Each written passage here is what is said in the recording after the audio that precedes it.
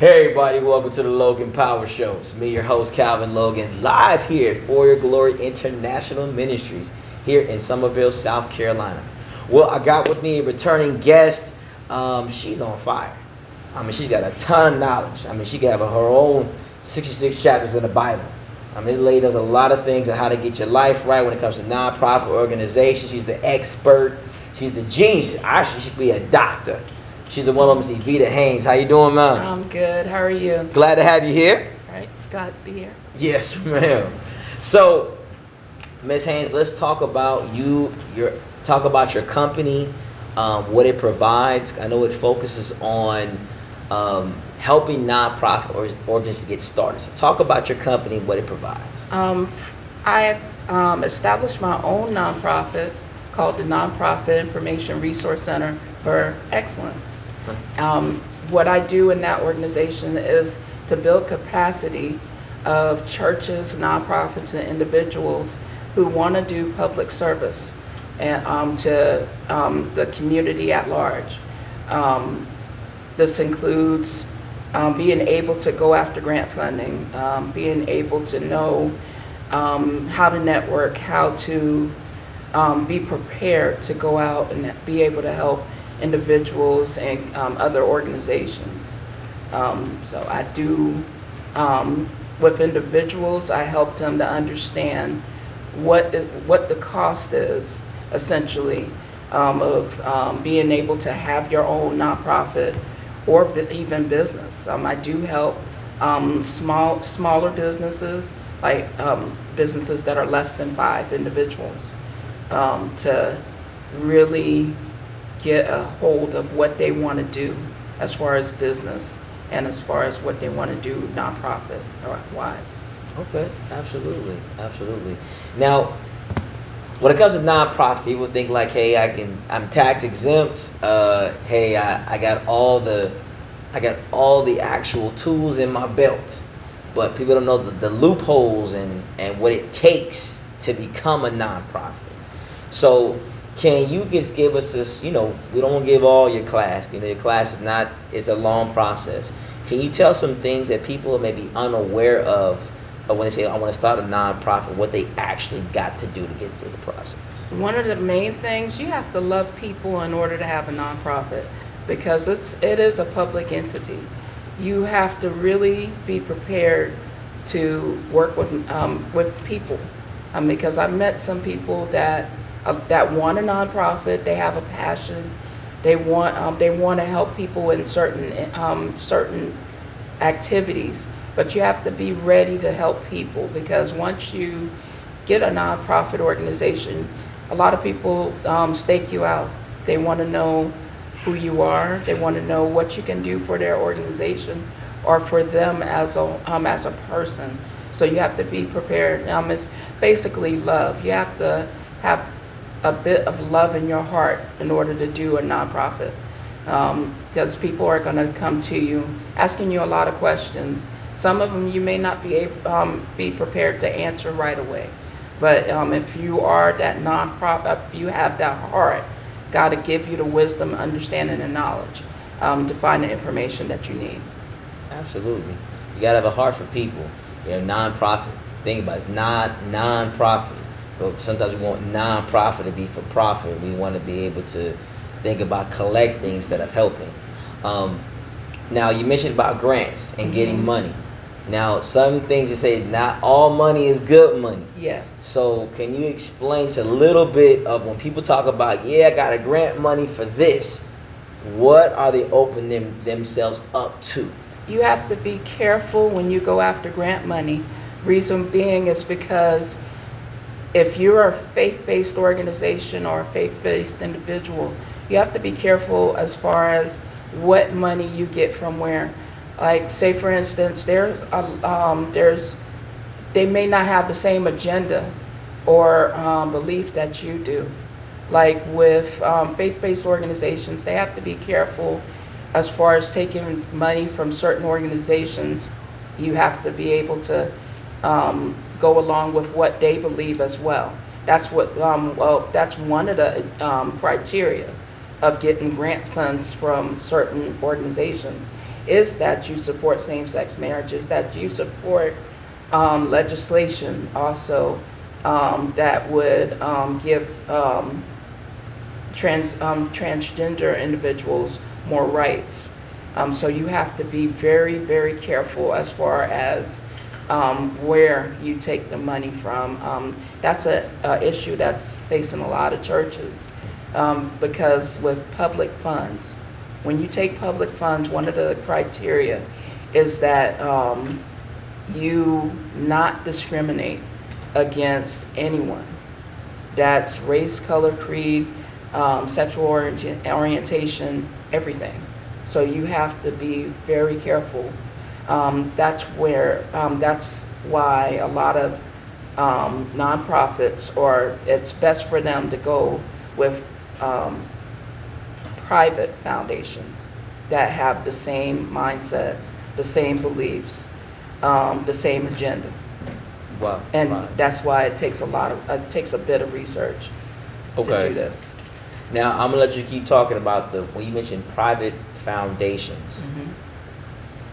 Can you explain the difference? 'Cause I know a lot of times what we do is we try to think, well, hey, if I'm taking money from this company or this particular individual, what's the difference between the two, like a private foundation instead of like a public foundation? Public benefit is everybody. They're not going to discriminate. Not going to hold them back. Let's say, I'm trying to think of a good example. YMCA. YMCA is not allowed to discriminate for sexual orientation or faith. They have to accept everybody. Whereas if you go with Lutheran Brotherhood or any of the Lutheran charities, they go for faith-based organizations. They don't go for other organizations that are not faith-based, in a sense that they are going against the word of the Lord. They are going against God's principles. Okay, absolutely. So I think that what we need to focus on is knowing all the particulars Yes. and how we can address those. Now, what are some other things? Because a lot of times people think nonprofit organization, I can get this done in 10 minutes, an hour, write it out. Now, I heard some hours. Can you get typically how long does it take to actually do a nonprofit organization? It takes typically between 15 to 20 hours. If you're trying to do it in a day, it really, in all realistic aspect, it does take a few days. For some people, it takes months to do it because you want to have the understanding of what it is to run a nonprofit, because you're still subject to government regulation. You're even if you're like a faith-based nonprofit that just deals with a small community. If you're trying to remain tax exempt, you still have to stay away from certain aspects of things that would make you a for-profit rather than a nonprofit. You have to still do what's just for public benefit. Okay. Yeah, even if you're a private nonprofit. Wow. Yeah. I think a lot of times I was blessed to learn some information about nonprofits, and I was given a time frame that people made it sound like you can get it done within this many hours. But you saying it's Yeah. longer than what I was learning. Some people say, "Oh yeah, it gets done this time," but it could take months. It, And people say it goes this time. So, is it just like the red tape of getting it done, or what is the thing? Why does it take so long? it's a couple of factors. One of the factors is willingness, because it does take a bit of discipline to sit there and write out the articles, to to really know what you want to put in those articles, because you really want to be sure when you write your article, especially those articles of incorporation, you really want to be sure when you sit down and you're planning out everything, because like when you get into the real aspect of nonprofit organizations, like going for your tax exempt status, you want to have everything set, so that you will not have to pay extra fees. Like with IRS, let's say you have an organization and you have put in your heart that you're gonna rescue animals at first. Um, you're gonna That's what the IRS expects you to stick with, is that you're gonna save animals. You're gonna go rescue animals from dangerous situations. If you put into the if you go back and put in, well, we're not only gonna do that, we're gonna do boys and girls clubs. They're going to try to charge you over $28,000 to do a new idea. When you have officially gotten your tax exempt status, and you go into a whole different direction than what you're already going in, they will try to charge you over $28,000 because they will call it a new idea. Wow. Yeah, that's what a lot of people don't realize. Mm. Yeah. So that's if the article that I have doesn't have any kind of like conflict of interest, Yeah. like changing play in that documentation. Is that what you mean by that? Yeah, no, like when you already have one idea. Okay. That one idea, like the one I was telling you about with the animals. That's that, but it has to be in the articles that we have. Yeah, yeah. Whatever I put in that articles, there I have to put something. Do I can put like an amendment on it to say like, hey, I may go another route to be You able to can add put that an in? amendment. You can do that. Okay. But if you're trying to do a new idea Okay. in the same organization, that's where the IRS says no, you're going to have to we'll go ahead and charge you this, because you are trying to do a new idea. You're doing a new idea from what you have told us from originally. Wow. Yeah. It has to, basically, when you're doing a nonprofit, it has to do with what the original plan is. If you have put something in general in your articles, such as we're going to help the public at large, that could be anything. All you have to do is just notify them and say, well, we're just, like, let's say a faith-based organization, they want to do a hospital. What they could do is, and it doesn't take an amendment. It takes an amendment state level, but it doesn't take an amendment government level, if that makes sense. It's a lot to it, but yeah, it's it's a lot. That's why I say that, because it could be tricky, and there's a lot to it. There's a lot to the process. What my organization does is try to simplify the process for nonprofits by giving them direction and showing them, if you're going to go this direction, then you need to stick with this direction. But if you're not sure about that direction, let's go ahead and put this in your articles. Okay. Let's do, yes. Yeah, I'm not going to leave you out there and say, so that you have to pay a lot more money down the road. I'll make sure that in your articles, I'll put it to where, okay, we're basically for the community's benefit. We're not, but if it's community benefit, then you leave yourself open and you're able to do different routes, do different activities. So you want to leave yourself like that. Amen. Don't make that kind of mistake, y'all. Yeah. $28,000 because you change your ideas. For the Bible says, write the vision and make it plain, so they can see it, can run with it. That's why the Lord always tells us, to the Ten Commandments. He wrote that down, and Moses broke it, and Moses had to write it all over again. So, like I said, it's all black and white. There's no gray area in the Bible. We try to make it gray. It's either right or wrong. We're not mixing together. So, as the government lives on a black and white situation, our lives can live on a black and white. Now let's talk about your book. You got your book with Kingdom Builders. Tell us about your book. I had a project. during the first tape, one of your tapings, I ran into an individual named Thomas Morrison. He goes by the stage name Sanctified Soldier. Yes. Um, him and his wife networked outside of the show, and he told me this story that was just it sounded so crazy to me, but I was just like, you need to put this in a book. He told me about he was very humble with me.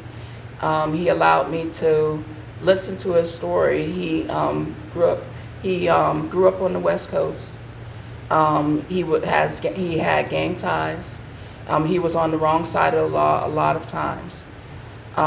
What we collaborated on was his story, and the name of his story is from prison to redemption, and it tells about his story from being a gang member on the West Coast to becoming a disciple of God, of going from being a cellmate to being a sanctified soldier on the fields, in the war zones to get souls, to bring people in from the streets.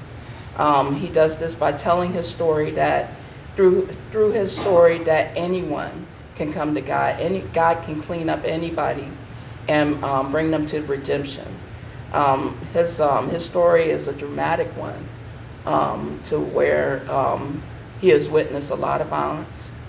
He has lost family to violence. He has lost loved ones to drugs, and just the perils of poverty, and some of it, a lot of the book is about life, that anyone can go through the things that he has gone through and come out on the other side, on the winning side, become someone that God can really use for his majesty and his glory.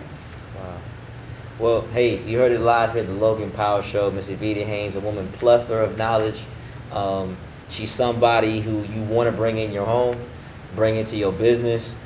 Trust and believe this woman of God. She may be short in stature, but she is tall and mighty in what she knows and what she can do. Don't let her fool you now. This lady will come up and she will cut through everybody what she knows with her knowledge. So trust and believe. I trust this woman of God to my right. You keep watching what she's doing, how God's going to elevate her. And so I want you all who are watching this today to think about her, get into your homes. If you're a business and want to get to be a nonprofit, it's the expert, it's the doctor in the building telling you. So we thank you for coming. Thank you for having me. And blessing us. And hey, everybody, it's not where you start, it's where you finish. God has a much plan for you, and He's a plan for everyone who's watching this. And so I want you again to